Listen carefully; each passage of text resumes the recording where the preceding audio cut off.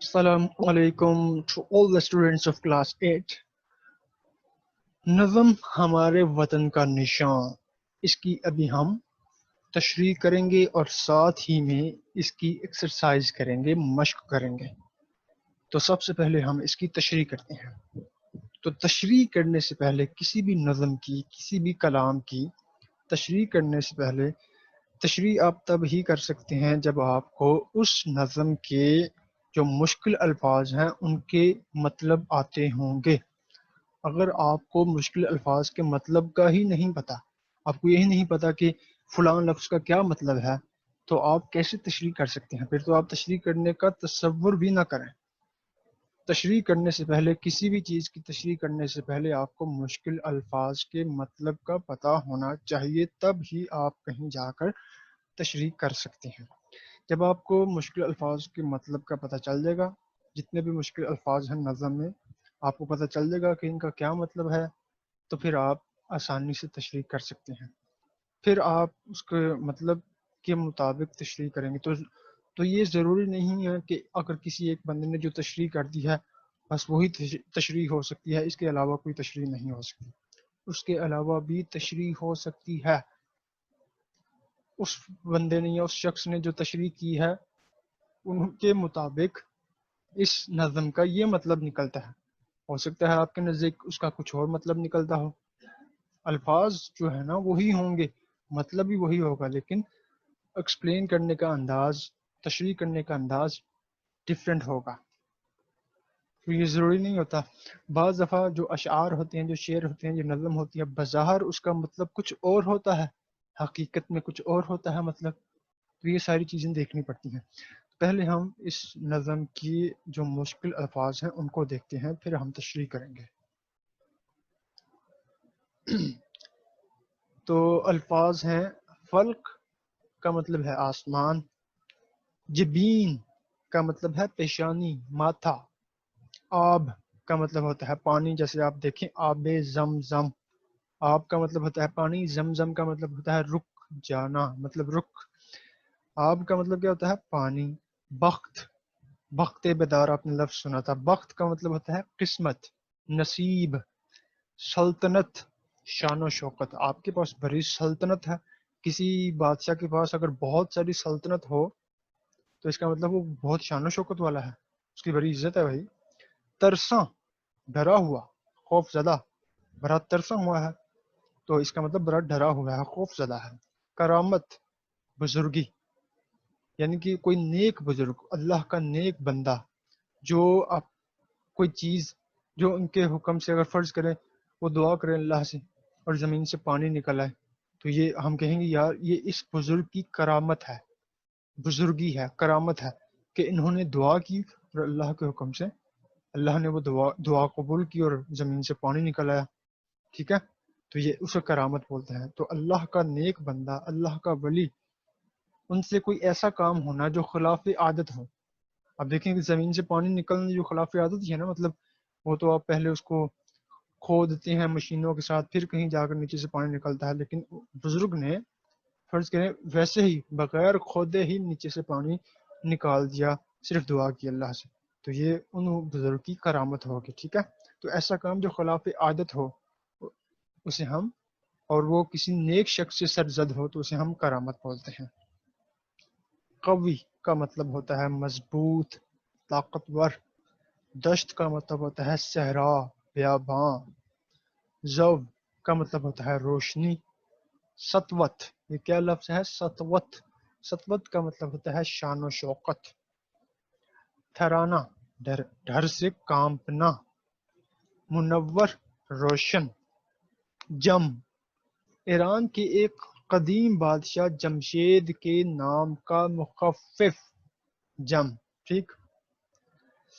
رشک، کسی کے برابر ہونے کی خواہش کرنا، مطلب رشک، مجھے آپ پر بڑا رشک آ رہا ہے، اس کا مطلب میں یہ چاہ رہا ہوں کہ میں بھی آپ کے برابر ہو جاؤں، جو آپ نے اچیو کیا ہے، جتنے مارکس آپ نے حاصل کیے ہیں کاش میرے بھی اتنے مارکس ہوتے ہیں، اسے کہتے ہیں رشک۔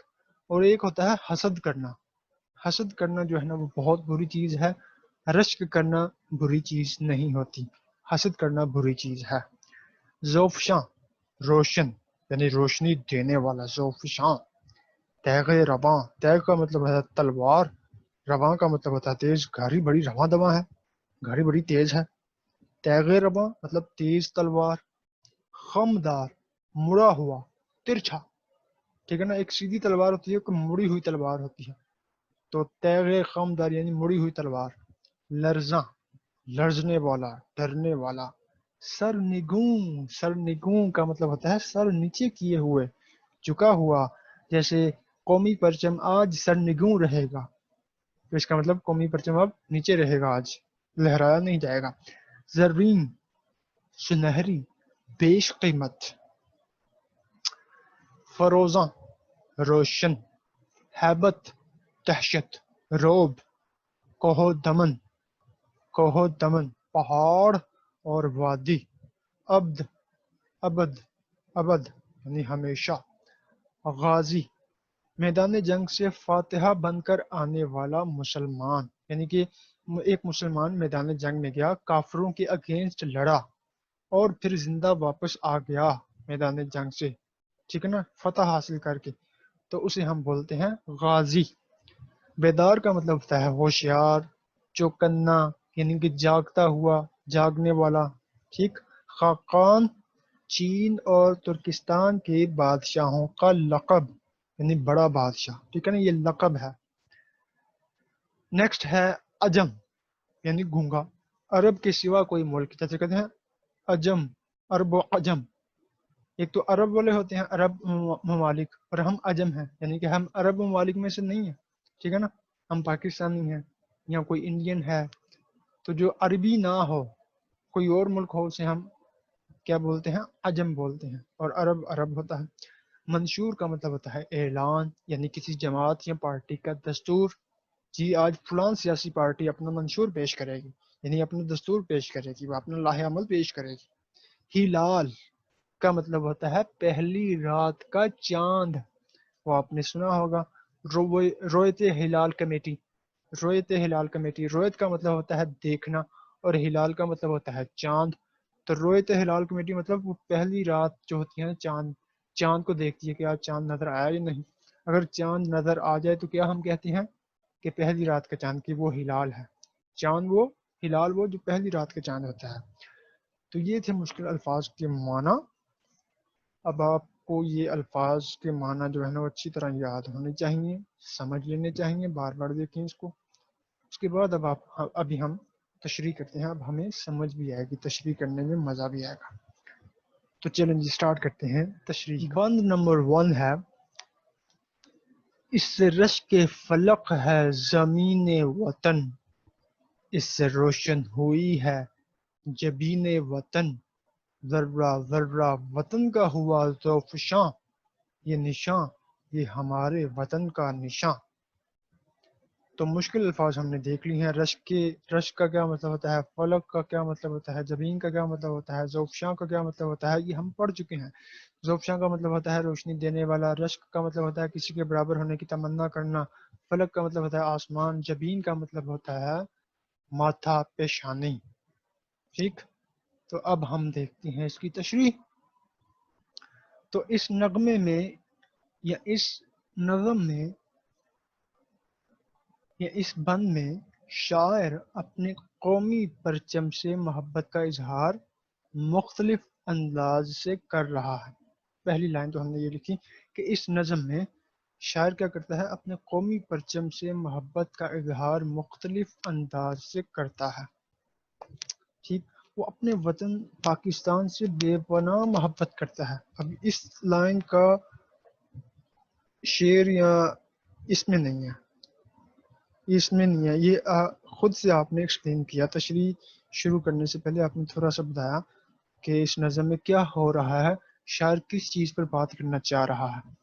تو آپ نے کیا بتایا کہ شاعر جو ہے نا اپنے قومی پرچم سے محبت کا اظہار، قومی پرچم سے محبت کا اظہار مختلف انداز سے کرتا ہے، وہ اپنے وطن پاکستان سے بے پناہ محبت کرتا ہے۔ اب آپ نے یہ 2 لائنیں لکھی، اس کے بعد آپ نے اس بند کی تشریح شروع کی ہے۔ اب دیکھیں اس طرح تشریح کرنے کا انداز بھی آپ نے سیکھنا ہے، کہ کس طرح آپ نے شروع کرنی ہے، یہ نہیں کہ آپ ڈائریکٹ شروع ہو جائیں، ہر چیز کو دیکھنا آپ نے۔ اب آپ دیکھتے ہیں، وہ کہتا ہے کہ یہ پرچم ہمارے ملک کی آزادی کی علامت ہے. علامت کا کیا مطلب ہوتا ہے؟ نشان ہے. ٹھیک. اور مسلمانوں کی اپنی زمین کی علامت ہے جس پر آسمان بھی ناز کرتا ہے. رشک فلک ناز کرنا. مجھے آپ پر رشک آ رہا ہے. فلک مطلب آسمان، یعنی کہ ہمارے ملک پر، ہمارے پرچم پر شاعر کہتا ہے کہ ہمارے پرچم پر آسمان بھی ناز کرتا ہے. ہمارے پرچم پر آسمان بھی ناز کرتا ہے، اور یہ پرچم ہمارے ملک کی آزادی کی علامت ہے، اور یہ پرچم مسلمانوں کی اپنی زمین کی علامت ہے جس پر آسمان بھی ناز کرتا ہے. ٹھیک ہو گیا.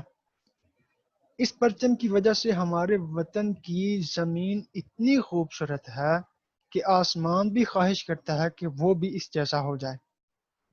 اب دیکھا رشک کا کیا مطلب ہوتا ہے؟ کسی کے برابر ہونے کی تمنا کرنا. تو یہ دیکھیں یہاں پہ تشریح میں آپ کو سمجھ آئے گی کہ اس پرچم کی وجہ سے ہمارے وطن کی زمین اتنی خوبصورت ہے کہ آسمان بھی خواہش کرتا ہے کہ وہ بھی اس جیسا ہو جائے. اس سے رشک فلک ہے زمین وطن. ٹھیک. اس پرچم کی وجہ سے ہمارے وطن کی پیشانی روشن ہے. ٹھیک ہے. اس سے روشن ہوئی ہے جبین وطن. جبین کا مطلب ہوتا ہے پیشانی، ماتھا. کیا کہہ رہے ہیں شاعر کہ اس پرچم کی وجہ سے ہمارے وطن کی پیشانی روشن ہے، یعنی شان و شوکت قائم و دائم ہے. کس کی وجہ سے؟ پرچم کی وجہ سے. میرے وطن کی ایک ایک چیز اس پرچم کی بدولت ہی چمکدار، خوبصورت، بہت قیمتی اور اعلیٰ ہے. ٹھیک ہے. ذرہ ذرہ وطن کا ہوا زوفشاں. زوفشاں کا مطلب ہوتا ہے روشنی دینے والا. تو روشنی کس نے دی ہمارے ملک کو؟ اس پرچم نے. اکارڈنگ ٹو شاعر، شاعر کیا کہتا ہے کہ میرے وطن کی ایک ایک چیز، ذرہ ذرہ یعنی ایک ایک چیز، اس پرچم کی بدولت ہی چمکدار، خوبصورت، بہت قیمتی اور اعلیٰ ہے. زوفشاں کا مطلب آپ نے دیکھ لیا. یہ پرچم ہمارے وطن کا نشان ہے. یہ نشان، یہ ہمارے وطن کا نشان، یہ پرچم ہمارے وطن کا نشان ہے جو فضاؤں میں لہلہاتا رہتا ہے، اور یہ پرچم ہماری پہچان ہے. دیکھا آپ نے، اس طرح آپ نے تشریح کرنی ہے. اب ہم چلتے ہیں بند نمبر 2 کی جانب. بند نمبر 2 ہے: یہ ہلال آب ہے تیغ خمدار کی، یہ ستارہ چمک بخت بیدار کی، یہ نشان قوم کی ستوتوں کا نشان، یہ نشان قوم کی ستوتوں کا نشان، یہ نشان، یہ ہمارے وطن کا نشان. شاعر اپنے وطن کی ہر چیز کو خوبصورت قرار دیتا ہے. ٹھیک ہے. پھر آپ نے ایک لائن لکھی اپنی طرف سے کہ شاعر اپنے وطن کی ہر چیز کو خوبصورت قرار دیتا ہے. وہ اس کے پرچم کی تعریف کرتے ہوئے کہتا ہے. اب آپ نے یہ لائن لکھی، اس کے بعد آپ نے یہ شروع کیا. اب اپنے انداز دیکھنا ہے کہ کس طرح تشریح کرتے ہیں، کس انداز سے کیسے سٹارٹ کرتے ہیں اور کیسے مطلب اینڈ کرتے ہیں. وہ اس کے پرچم کی تعریف کرتے ہوئے کہتا ہے کہ ہمارے پرچم میں بنا ہوا پہلی رات کا چاند ایک مڑی ہوئی تلوار کی چمک کی مانند ہے. ٹھیک ہے. یہ ہلال آب ہے تیغ خمدار کی، مڑی ہوئی تلوار. خمدار کا مطلب آپ نے دیکھا تھا مڑا ہوا. تیغ کا مطلب ہم نے دیکھا ہے تلوار. تو ہمارے پرچم میں بنا ہوا پہلی رات کا چاند ایک مڑی ہوئی تلوار کی چمک کی مانند ہے، یعنی چمک کی طرح ہے، جو ظاہر کرتی ہے کہ اس کے وطن کے بیٹے تیز تلواریں لیے بیٹھے ہیں. یہ ہلال آب ہے تیغ خمدار کی. اچھا. جو دشمن کا فوری مقابلہ کرنے کے لیے تیار ہے. چاند کے ساتھ بنا ہوا ستارہ وطن کے اچھے نصیب کو ظاہر کرتا ہے. یہ ستارہ چمک بخت بیدار کی. بخت کا مطلب آپ نے دیکھا تھا قسمت یعنی نصیب، اور بیدار کا مطلب ہوتا ہے جاگنا. تو کیا کہتے ہیں شاعر کہ چاند کے ساتھ بنا ہوا ستارہ وطن کے اچھے نصیب کو ظاہر کرتا ہے کہ ہمارا وطن تیزی سے ترقی کی منازل طے کر رہا ہے. ٹھیک ہے نا. اس کی قسمت روشن ہے. ہمارے وطن کا یہ نشان یعنی پرچم پاکستانی قوم کی شان و شوکت کو ظاہر کرتا ہے. ہمارے وطن کا یہ نشان پاکستانی قوم کی شان و شوکت کو ظاہر کرتا ہے. ہمارے وطن کے باشندے ملک سے بڑی محبت کرتے ہیں اور اس کے لیے سب کچھ قربان کرنے کو تیار ہیں، یہ نشان ہمارے ملک کے پرچم کا ہے۔ ٹھیک ہے، نشان قوم کی سطوتوں کا نشان۔ ٹھیک ہے، تو یہ تھا بند نمبر 2 اور اس کی تشریح، اور آپ نے خوب اس کو سمجھنا ہے اور پھر اس کو پڑھنا ہے، رٹا نہیں لگانا، سمجھ کے پڑھیں اور آپ کو سمجھ بھی آ جائے گا۔ نیکسٹ بند نمبر 3، یہ نشان جس سے لرزاں تھے روم و عجم، یہ نشان جس سے ترساں تھے خاقان و جم، یہ نشان جس سے تھا سر نگوں ایک جہاں، یہ نشان یہ ہمارے وطن کا نشان۔ شاعر اپنے وطن اور مسلمانوں کی عظمت کا ذکر کرتے ہوئے کہتا ہے، ٹھیک ہے نا، اس میں اپنے وطن اور مسلمانوں کی عظمت کا ذکر ہوا ہے، ٹھیک ہے نا۔ یہ نشان جس سے لرزاں تھے روم و عجم، تو جس سے لرزاں تھے روم و عجم وہ کون تھے؟ وہ مسلمان تھے۔ یہ نشان جس سے ترساں تھے خاقان و جم، خاقان و جم جو ترس گئے تھے، جو ڈر گئے تھے، ترساں تھے، وہ کن کی وجہ سے تھے؟ ہمارے وطن کی وجہ سے، ہمارے مسلمانوں جو مسلمان بھائی تھے ان کی وجہ سے۔ تو شاعر اپنے وطن اور مسلمانوں کی عظمت کا ذکر کرتے ہوئے کہتا ہے کہ میرے وطن کی تاریخ بڑی اہم ہے، میرے وطن کا پرچم مسلمانوں کی عظمت کو ظاہر کرتا ہے۔ کون سی عظمت؟ یہ والی جس سے لرزاں تھے روم و عجم، ٹھیک ہے، جس سے روم کی عظیم سلطنت کانپتی تھی۔ روم جو ہے نا، اس کی سلطنت، روم ایک سلطنت تھی جس سے روم کی عظیم سلطنت کانپتی تھی۔ ٹھیک، عرب کے علاوہ دیگر ممالک بھی خوف زدہ تھے، روم و عجم۔ ٹھیک، چین اور ترکستان کے عظیم بادشاہ بھی ان سے ڈرتے تھے۔ خاقان کا مطلب آپ کو بتایا تھا کہ چین اور ترکستان کے عظیم بادشاہ، اس کا وہ لقب ہے خاقان، اور اس کا لفظی مطلب کیا ہے؟ بڑا بادشاہ۔ تو چین اور ترکستان کے عظیم بادشاہ بھی ان سے ڈرتے تھے۔ اب جم کا مطلب بتایا تھا کہ ایران کا قدیم بادشاہ یعنی جمشید، ایران کا قدیم بادشاہ جمشید بھی ان کی شجاعت سے ڈرا ہوا تھا۔ شجاعت کا مطلب ہوتا ہے بہادری۔ تو ایران کا جو قدیم بادشاہ جمشید تھا وہ بھی ان سے ڈرا ہوا تھا، مسلمانوں کا خوف تھا انہیں۔ مسلمانوں کے روب و دبدبا اور عظمت کے سامنے ساری دنیا جھکتی تھی۔ یہ نشان جس سے تھا سر نگوں ایک جہاں، سر نگوں کا مطلب کیا تھا؟ کہ جھکے ہوئے، سر نیچے کیے ہوئے۔ تو مسلمانوں کے روب و دبدبا اور عظمت کے سامنے ساری دنیا جھکی تھی، جھکتی تھی، ڈرتی تھی، کوئی ان کا مقابلہ نہیں کر سکتا تھا، مسلمانوں کے سامنے کوئی بھی نہ ٹھہر سکا تھا۔ مسلمان جہاں بھی گئے انہوں نے وہاں کے باشندوں کے دلوں پہ حکومت کی۔ یہی وجہ ہے کہ ہمارے وطن کا نشان بڑا اہم اور عظیم ہے۔ دیکھا جو اشعار ہیں، اب اگر کسی کو روم کا مطلب پتہ نہ ہو، عجم کا مطلب پتہ نہ ہو، خاقان کا مطلب پتہ نہ ہو، جم کا مطلب پتہ نہ ہو، سرنگوں کا کیا مطلب ہوتا ہے اگر نہ پتہ ہو، تو وہ کیسے تشریح کر سکتا ہے؟ پہلے ہم نے ان کے مطلب دیکھے، ان کے معنی دیکھے، پھر ہمیں آسانی ہوگی تشریح کرنے میں۔ دیکھا خاقان کا مطلب کیا ہے؟ چین و ترکستان کا عظیم بادشاہ۔ جم کا مطلب جمشید، ایران کا قدیم بادشاہ۔ روم عجم کا مطلب ہم نے دیکھا، سرنگوں کا مطلب ہم نے دیکھا، پھر ہم اس قابل ہوئے کہ ہم اس کی تشریح کر سکیں۔ تو سب سے پہلے آپ نے نظم کے، کسی بھی نظم کے جو مشکل الفاظ ان کو دیکھنا ہے، پھر آپ تشریح کرنے کے قابل ہو جائیں گے۔ اگر آپ ڈائریکٹ تشریح پڑھتے جائیں گے اور رٹا لگائیں گے، یاد کریں گے، تو پھر کوئی فائدہ نہیں ہے۔ رٹا لگا رہے ہیں، یہ رٹا دیر پر نہیں چلے گا، تھوڑی دیر کے بعد آپ کو بھول جائے گا، کوئی فائدہ بھی نہیں ہوگا، سمجھ کے پڑھنا ہے۔ نیکسٹ چلتے ہیں بند نمبر 4 کی جانب۔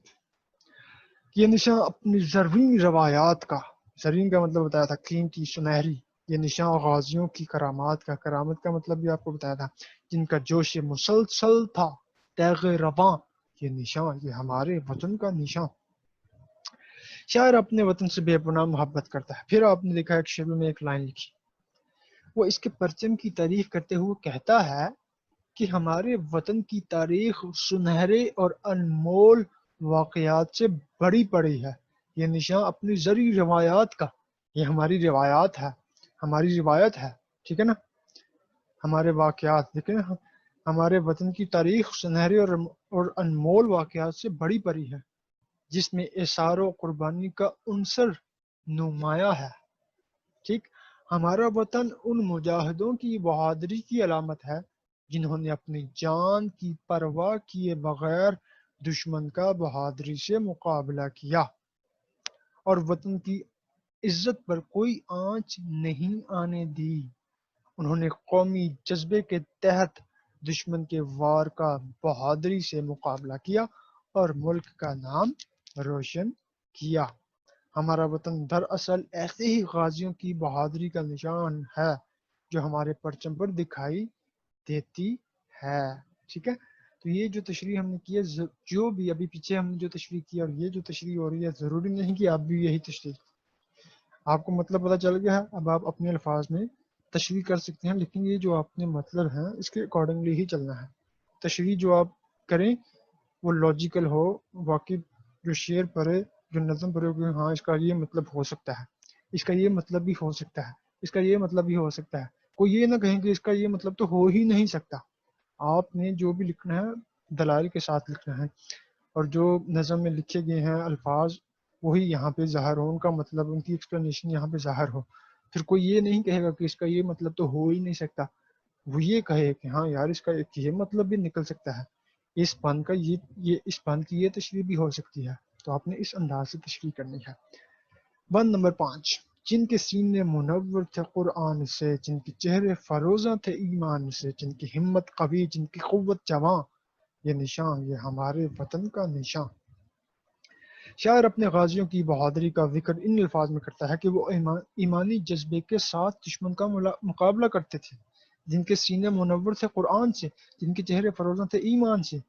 تو وہ ایمانی جذبے کے ساتھ دشمن کا مقابلہ کرتے تھے، ٹھیک ہے نا۔ ان کی زندگی قرآنی تعلیمات کی عین مطابق تھی، اور ان کے سینوں میں قرآنی تعلیمات کی روشنی موجود تھی۔ فروزہ کا مطلب آپ کو بتایا تھا روشن، روشنی، منور کا مطلب بھی روشنی ہوتا ہے، روشن ہوتا ہے۔ تو ان کے سینے، ہمارے جو بہادر غازی تھے، ان کے سینے میں کیا تھا؟ قرآن تھا، قرآنی تعلیمات تھی، ٹھیک ہے۔ ان کے سینے قرآنی تعلیمات سے روشن تھے، وہ ایک اللہ پر ایمان رکھتے تھے۔ تو جن کے سینے قرآنی تعلیمات سے روشن ہو، جن کے سینے میں قرآن ہو، ٹھیک ہے نا، جن کے پاس ایمانی جذبہ ہو، تو اس کا مطلب وہ کیا ہے؟ وہ ایک اللہ پر ایمان رکھتے ہیں، وہی تو ایمان والے ہیں۔ جو اللہ پر، جو اللہ کے ایک ہونے پر ایمان رکھے، وہی تو ایمان والا ہے، وہی تو قرآن والا ہے، ٹھیک ہے نا، وہی تو روشن ہے، اسی کا سینہ تو قرآن سے روشن ہے۔ تو وہ ایک اللہ پر ایمان رکھتے تھے، اور ان کے چہروں سے ایمان کی چمک دکھائی دیتی تھی، جن کے چہرے فروزاں تھے ایمان سے، ٹھیک۔ وہ بڑے با ہمت اور طاقتور جوان تھے، جن کی ہمت قوی، با ہمت، قوی مطلب مضبوط، جن کی قوت جوان اور طاقتور جوان تھے۔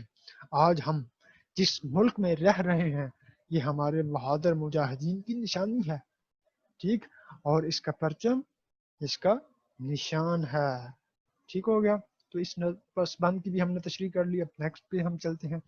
نیکسٹ کیا ہے جی؟ ان کی ہیبت سے صحرا بھی گھبرا گیا، صحرا جو ہے بیاباں وہ بھی گھبرا گیا، ان کی ہیبت سے، ان کے دبدبے سے، ان کے خوف سے، ان کے مسلمانوں کے۔ لرز کوہ دمن دشت تھرا گیا، کانپ اٹھی زمین، جھک گیا آسماں، یہ نشان، یہ ہمارے وطن کا نشان۔ اس بند میں شاعر اپنے غازیوں کی بہادری کو بڑے خوبصورت انداز میں بیان کرتا ہے۔ وہ کہتا ہے کہ ہمارے سپاہی اس قدر بہادر تھے کہ ان کے ڈر سے صحرا اور ریگستان بھی گھبرا جاتے تھے۔ صحرا مطلب ریگستان، بیاباں، وہ بھی گھبرا جاتے تھے۔ پہاڑ بہت مضبوط ہونے کے باوجود ہمارے بہادروں کا مقابلہ نہ کر سکے، اور وہ بھی لرز اٹھے۔ کوئی جنگل ہو یا وادی، کوئی بھی ہمارے بہادروں کے سامنے نہ ٹھہر سکا۔ اب یہ شاعر کے مطابق شاعر کہہ رہے ہیں، یعنی ہمارے غازیوں نے بڑے سے بڑے دشمن کا بڑی بہادری سے مقابلہ کیا۔ اس چیز کا یہ مطلب ہے، یعنی کہ پہاڑ بھی کانپ اٹھا، صحرا اور ریگستان بھی گھبرا گئے۔ اس کا کیا مطلب ہے کہ ہمارے غازیوں نے بڑے سے بڑے دشمن کا بڑی بہادری سے مقابلہ کیا اور اسے شکست سے دوچار کیا۔ اس کا یہ مطلب ہے، اس کی ایکسپلینیشن یہ ہے، ورنہ بندہ خود سوچے کہ یار پہاڑ کیسے کانپ سکتا ہے، صحرا کیسے گھبرا گئے۔ تو اس کا دیکھیں بظاہر مطلب کیا آ رہا ہے کہ ان کی ہیبت سے صحرا بھی گھبرا گیا، کہ مطلب آپ نے کبھی دیکھا کہ ریگستان بھی گھبرا گیا ہو، پہاڑ کانپ گیا ہو کہ مسلمانوں کی وہ دبدبے سے۔ تو اس کا بظاہر مطلب کیا نکل رہا ہے، اور حقیقت میں کیا مطلب ہے؟ حقیقت میں یہ مطلب ہے کہ ہمارے غازیوں نے بڑے سے بڑے دشمنوں کا بڑا بڑی بہادری سے مقابلہ کیا اور اسے شکست سے دوچار کیا۔ ہمارے غازیوں کی بہادری کے سامنے زمین بھی کانپ گئی اور آسمان نے بھی چک کر ان کی بہادری کو تسلیم کیا۔ یہ ہمارا وطن اور اس کا پرچم ایسے ہی بہادر غازیوں کی نشانی ہے۔ ٹھیک ہے، تو یہ تھا بند نمبر 6، اور اب ہم آخری بند کی جانب بڑھتے ہیں، اور یہ ہے: یہ ہمیشہ یوں ہی لہلہاتا رہے، جگمگاتا رہے، جب دکھاتا رہے، یہ ابد تک رہے گا یوں ہی ذوفشاں، یہ نشاں، یہ ہمارے وطن کا نشاں۔ جب کا مطلب روشن، ذوفشاں کا مطلب روشنی دینے والا، ابد کا مطلب ہمیشہ، ٹھیک ہے، لہلہانا، جگمگانا، تو یہ سارے مطلب ہمیں پتہ ہیں۔ اب ہم تشریح کرتے ہیں اس کی۔ اس آخری بند میں شاعر اپنے وطن کے پرچم کی تعریف کرتے ہوئے اور اس کے لیے نیک تمناؤں کا اظہار کرتے ہوئے کہتا ہے، دیکھیں شاعر نے اس نظم میں، اس بند میں کیا کیا ہے؟ نیک تمناؤں کا اظہار کیا ہے۔ کیا کہ یہ ابد تک رہے گا یوں ہی ذوفشاں، شاعر کی خواہش ہے، شاعر کی خواہش ہے، شاعر کی دعا ہے کہ یہ ہمیشہ قائم و دائم رہے۔ تو اس وجہ سے شاعر، ہم نے تشریح میں کیا لکھا کہ اس آخری بند میں شاعر اپنے وطن کے پرچم کی تعریف کرتے ہوئے اور اس کے لیے نیک تمناؤں کا اظہار کرتے ہوئے کہتا ہے کہ یہ پرچم ہمیشہ یوں ہی ہواؤں میں لہراتا رہے گا، یہ ہمیشہ اپنی چمک دمک برقرار رکھے گا اور روشنی دکھاتا رہے گا اللہ کے فضل و کرم سے۔ یہ بھی آپ ساتھ لکھیں، ٹھیک۔ یہ پرچم ہمارے بڑوں کی قربانیوں کے بعد بننے والی مملکت کی علامت ہے۔ یہ پرچم تا قیامت اپنی روشنی اور شان و شوکت دکھاتا رہے گا انشاءاللہ عز و جل۔ اس روشنی سے وطن کے باشندوں کے دل بھی روشن ہیں۔ وطن کی اہمیت کا اندازہ اس کے پرچم سے لگایا جا سکتا ہے۔ یہ پرچم وطن کی تاریخ اور بزرگوں کے کارناموں کی روشنی پھیلا رہا ہے۔ یہ پرچم ہمارے وطن کی علامت اور اس کا نشان ہے، اور یہ انشاءاللہ ہمیشہ قیامت تک قائم رہے گا اور مسلمانوں کی حکومت قائم رہے گی انشاءاللہ عز و جل۔ تو یہ تھی اس نظم کی تشریح۔ اب ہم اس کی مشق کرتے ہیں، تو چلیں اب ہم اس کی مشق کرتے ہیں۔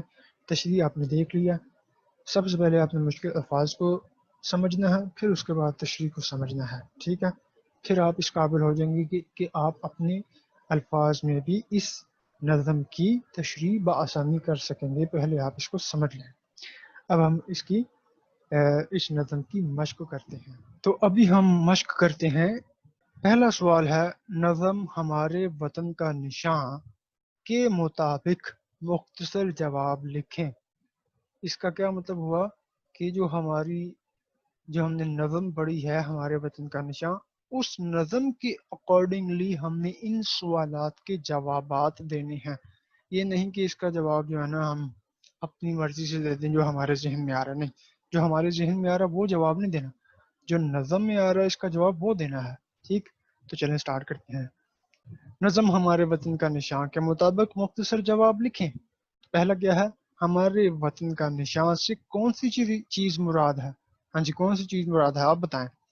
تو اس سے مراد تو ہمارے وطن کا نشان کیا تھا؟ پرچم تھا۔ تو دیکھتے ہیں جواب میں کیا لکھا جاتا ہے۔ جواب ہے: ہمارے وطن کا نشان سے مراد اس کا سبز ہلالی پرچم ہے، ٹھیک، اس کا سبز ہلالی پرچم ہے۔ دوسرا سوال ہے: ہمارے قومی نشان سے کون لرزاں ترساں تھے؟ ٹھیک، اس کا جواب ہے: ہمارے قومی نشان سے روم اور عجم لرزاں تھے، یعنی ڈرے ہوئے تھے۔ ایران اور ترکستان کے عظیم بادشاہ اور ایران کا قدیم بادشاہ جمشید ترساں تھے، ٹھیک ہے۔ تو یہ اس کا جواب۔ نیکسٹ، جیم: ہمارے قومی پرچم پر ستارہ کس چیز کی چمک ہے؟ اس کا جواب ہے: ہمارے قومی پرچم پر ستارہ وطن کے اچھے نصیب کی چمک ہے۔ وہ آپ کو یاد ہوگا کیا تھا؟ بخت بیدار، بخت بیدار یعنی جاگتی ہوئی قسمت، چمکتی ہوئی قسمت، بخت بیدار۔ تو ہمارے قومی پرچم پر ستارہ وطن کے اچھے نصیب کی چمک ہے۔ نیکسٹ ہے دال: شاعر نے بہادر غازیوں کی ہمت اور قوت کے بارے میں کیا کہا ہے؟ اس کا جواب ہے ہمارے بہادر شاعر نے کیا کہا ہے؟ شاعر نے یہ کہا ہے جو ہم پڑھنے لگے ہیں، ہمارے بہادر غازیوں کے سینے قرآنی تعلیمات سے منور تھے۔ ٹھیک، شاعر نے یہ کہا ان کے چہرے ایمان کی روشنی سے چمکتے تھے، ان کی ہمت اور قوت سے صحرا، جنگل، وادی اور پہاڑ کانپتے تھے۔ ٹھیک ہے نا، زمین و آسمان ان کے سامنے بے بس تھے۔ تو شاعر نے اپنے بہادر غازیوں کی ہمت اور قوت کے بارے میں یہ کہا ہے۔ ٹھیک ہو گیا، تو پہلا سوال جو ہے وہ ہمارا کمپلیٹ ہو چکا ہے۔ اب ہم دوسرا سوال کرتے ہیں۔ دوسرا سوال ہے، دوسرے سوال کا پہلا الف ہے، نظم ہمارے وطن کا نشان میں سے لیے گئے درج ذیل، یہ والے جو درج ذیل الفاظ کی مدد سے جملے مکمل کریں۔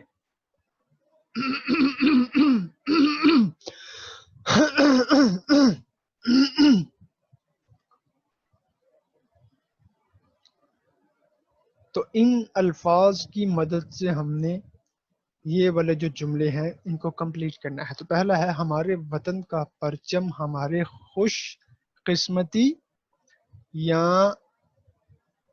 سطوت کا نشان ہے۔ ہمارے وطن کا پرچم ہماری، یہاں ہماری آئے گا، ہمارے وطن کا پرچم ہماری خوش قسمتی یا سطوت کا نشان ہے۔ سطوت کا مطلب ہوتا ہے روب، دبدبا، شان و شوقت۔ دوسرا ہے پاک سرزمین کے لیے اس نظم کے پہلے بند میں زمین وطن اور جبین وطن کے الفاظ استعمال ہوئے ہیں۔ تیسرا ہے نظم کے پہلے بند میں لفظ زوفشاں کو روشن کے ہم معنی کے طور پر لکھا گیا ہے۔ زوفشاں کا مطلب کیا ہے؟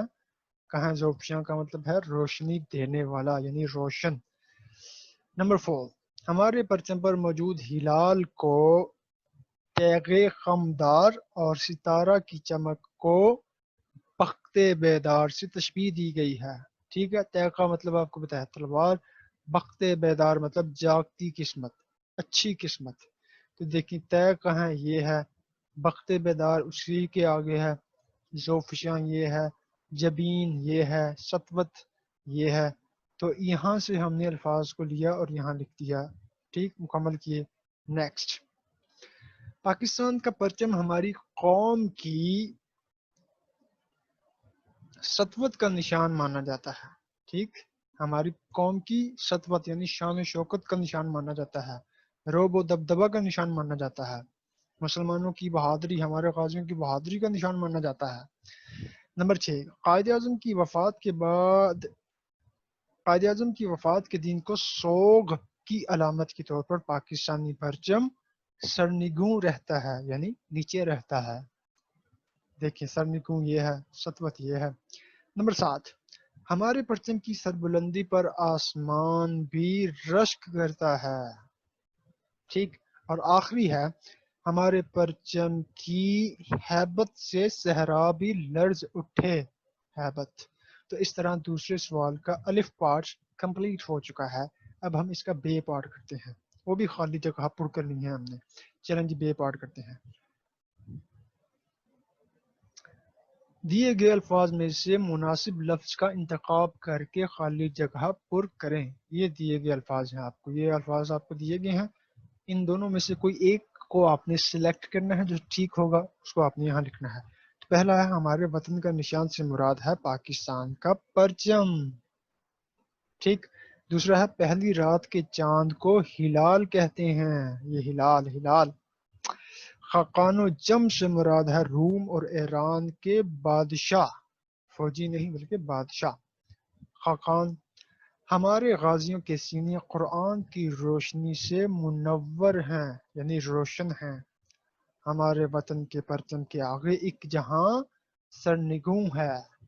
تو یہ دیکھیں اس طرح ہم نے ان الفاظ کی مدد سے خالی جگہ کو پر کر دیا ہے۔ اب ہم تیسرے سوال کی جانب بڑھتے ہیں۔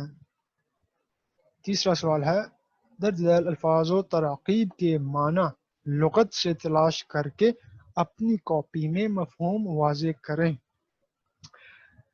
تو یہ الفاظ و تراکیب ہیں، ان کے ہم نے مطلب بتانے ہیں، ان کا ہم نے مفہوم بتانا ہے۔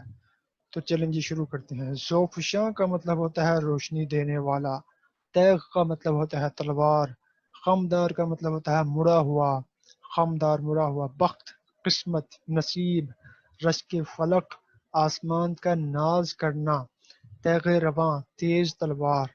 بخت بیدار جاگی ہوئی قسمت. جبین وطن وطن کی پیشانی وطن کا ماتھا. تو یہ دیکھیں یہ سارے مطلب ہم نے پہلے دیکھ چکے ہیں. اگر ہم یہ مطلب نہ دیکھتے تو ہم تشریح کیسے کرتے؟ تو یہ تو بس ہم نے سوال کو کمپلیٹ کیا ہے. اب ہم چوتھا سوال کرتے ہیں. چوتھا سوال ہے درج ذیل الفاظ کا تلفظ اعراب کی مدد سے واضح کریں. تلفظ چیلنج کرتے ہیں.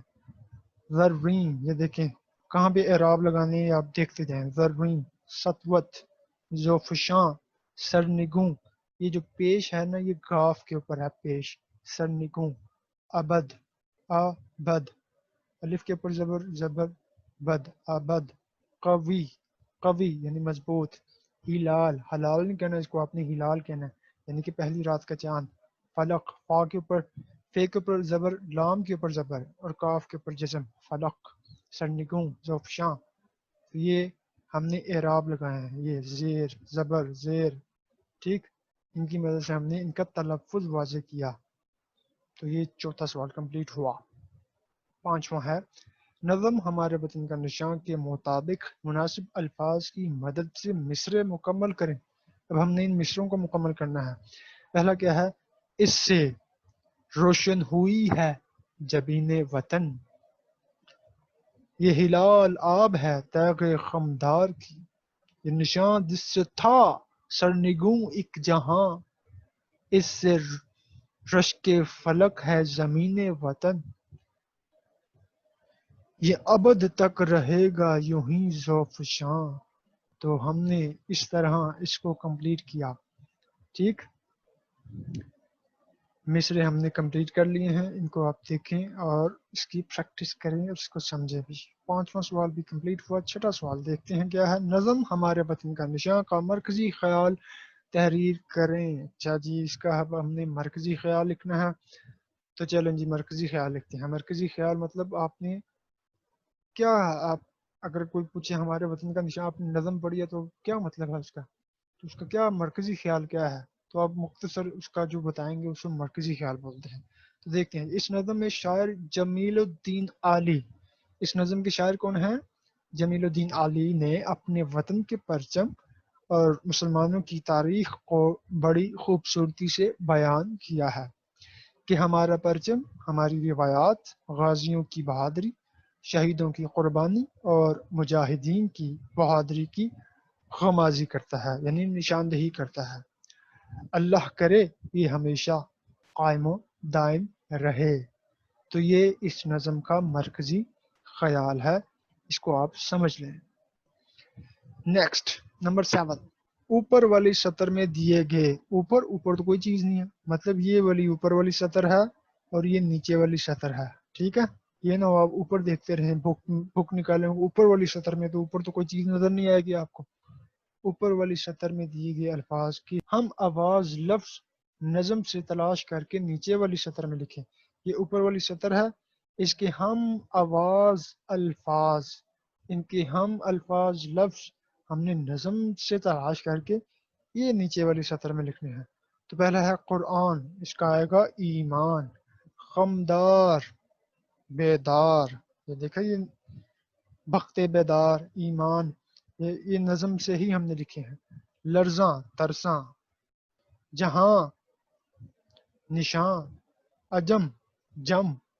لہلہاتا دکھاتا. اب ہم 8واں کوشچن دیکھتے ہیں. 8واں اور آخری کوشچن ہے دیکھیں جی روزمرہ کسے کہتے ہیں. جو روزمرہ آپ کام کرتے ہیں روزمرہ جو آپ گفتگو کرتے ہیں بیان کے اس طریقے اور بول چال کو روزمرہ کہا جاتا ہے جو اہل زبان کی اسلوب بیان مطلب آپ کس طریقے سے بولتے ہیں. اسلوب بھائی یہ تو روزمرہ کی گفتگو ہے آپ کو اسی کا نہیں پتا. یہ تو روزمرہ کا کام ہے آپ اس کو اسی کا نہیں پتا. طریقے اظہار کس طریقے سے آپ اپنی گفتگو کا اظہار کرتے ہیں اپنی کہانی کا اظہار کرتے ہیں اور گفتگو کے انداز کے عین مطابق ہو ٹھیک ہے. اگر کوئی فقرہ اہل زبان کے انداز گفتگو کے خلاف ہو تو اسے روزمرہ نہیں کہیں گے. ہم کہیں گے یار یہ روزمرہ گفتگو میں یہ لفظ جو ہے نا استعمال نہیں ہوتا، یہ جملہ استعمال نہیں ہوتا، روزمرہ میں تو ہم یہ والا جملہ یوز کرتے ہیں، یہ آج آپ نے نیا جملہ بول دیا ہے۔ اہل زبان ایک طویل عرصے سے زبان کو پڑھنے، بولنے اور لکھنے کے لیے استعمال کر رہے ہوتے ہیں، اس لیے ان کو پڑھا، بولا اور لکھا درست تصور کیا جاتا ہے۔ ٹھیک ہے، تو درج ذیل جملوں کو روزمرہ کے حوالے سے درست کر کے لکھیں۔ ٹھیک ہے، وہ ہر دن وہاں جاتا ہے۔ اب یہ روزمرہ کا جملہ نہیں ہے، یہ تو نیا جملہ نکلا ہے، تو اس کا درست کیا ہوگا؟ وہ ہر روز وہاں جاتا ہے۔ ہم تو یہ بولتے ہیں وہ ہر روز وہاں جاتا ہے، وہ کہتا ہے وہ ہر دن وہاں جاتا ہے، یہ نہیں، ہم یہ اکثر نہیں، ایسا نہیں بولتے۔ تو روزمرہ کا جملہ کیا ہوگا؟ وہ ہر روز وہاں جاتا ہے۔ وہ آئے روز مجھے ملتا ہے، دونوں، وہ آئے دن مجھے ملتا ہے، آئے دن تم وہاں گئے ہوتے ہو، آئے دن تم میرے پاس آ جاتے ہو، یہ کیا مطلب کیا کرتے ہو تم؟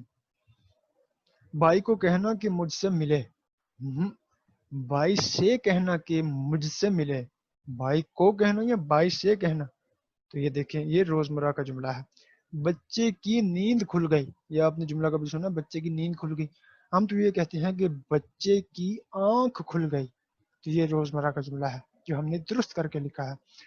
تو اس طرح ہماری یہ ایکسرسائز یعنی مشق کمپلیٹ ہو چکی ہے، تشریح ہم کر چکے ہیں، الفاظ کے معنی دیکھ چکے ہیں، اور مشق بھی ہم نے کر لی ہے۔ اب آپ اس کی پریکٹس کریں، اس ویڈیو کو دیکھیں، بار بار دیکھیں۔ تو اسی کے ساتھ اب ہمیں آپ اجازت دیجیے، انشاءاللہ نیکسٹ کلاس میں ہم اگلے مضمون کے ساتھ حاضر ہوں گے۔ تب تک کے لیے اللہ حافظ۔